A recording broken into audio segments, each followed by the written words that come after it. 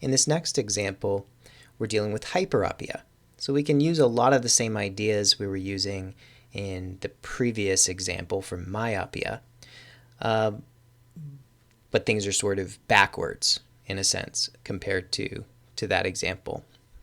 Again, we're looking for the power of the eyeglass lens, but instead of a far point, now we have a near point.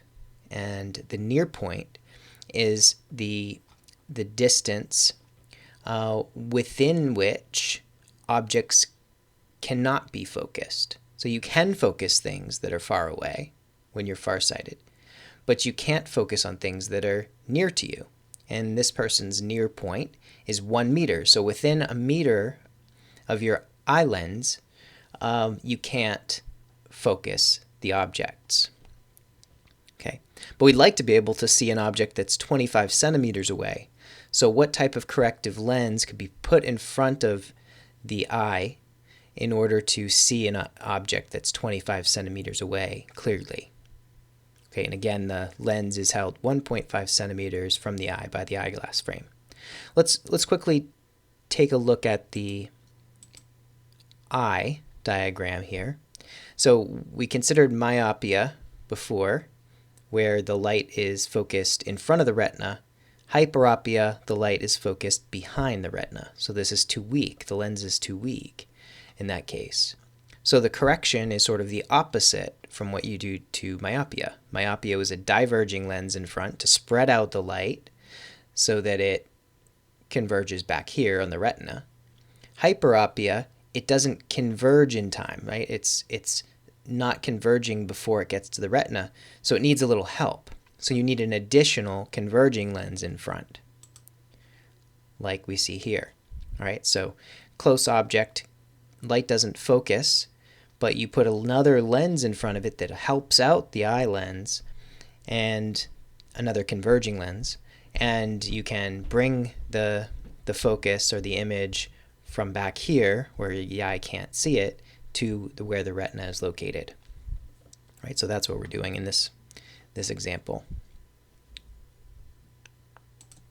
Okay, let's take a look at the diagram here.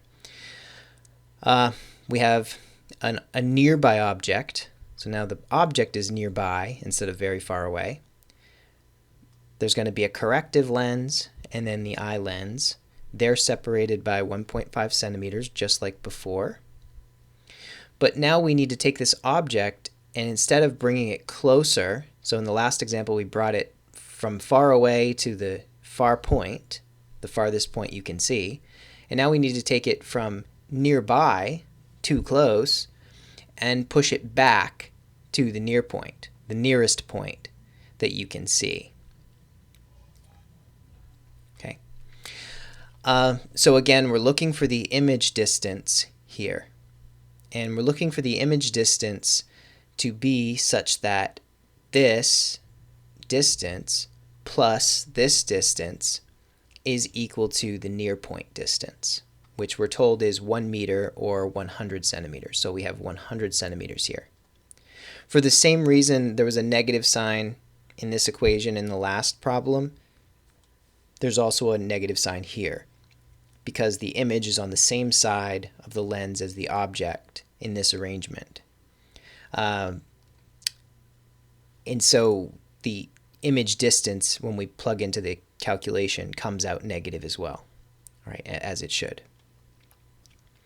And then going forward, really it's the same work. Once you've identified what the image distance needs to be, you plug into the formula for power, which is 1 over focal length, and 1 over focal length is given by the thin lens equation. The one difference here is that in the previous problem for myopia, we were looking at an image that was, infinitely far away, so this is 1 over infinity.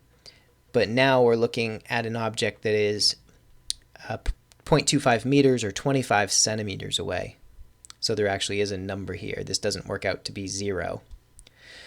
But the image distance goes in the same just as before. Make sure you don't forget the minus sign. And when you run these numbers through the calculator, you should get an answer of 3.0 diopters.